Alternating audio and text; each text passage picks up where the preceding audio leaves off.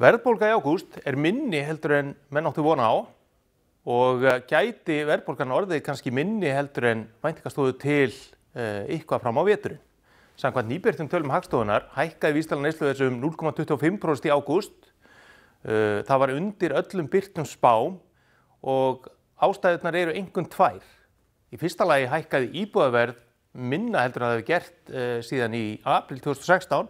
Hækkunin var 0,5% og sér í lagi var lítil hækkun á fjölbýli á höfuðborgarsvæðinu og líka reyndar á íbúðaverði á landsbyggðinni.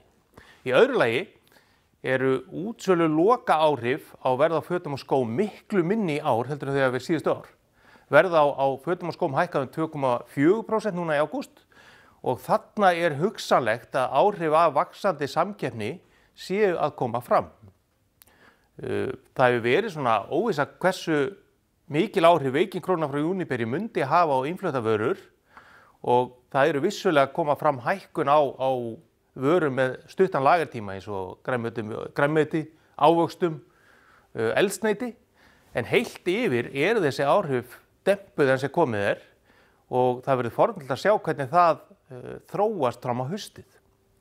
Og ef heldur fram sem horfir að íbúðaverð sé að fara að hækka hægar heldur en það hefur gert núna síðustu misserin á sama tíma og aukin samkeppni dempar áhrif af þeirri lækkun krónu sem orðin síðan í vor, þá erum við að fara að sjá tiltölulega hóflega verðbólgu langt fram á vetur. Hún gæti sem best orðið undir verðbólgumarkmiði Seðlabankans út árið og jafnvel eitthvað fram á næsta ár.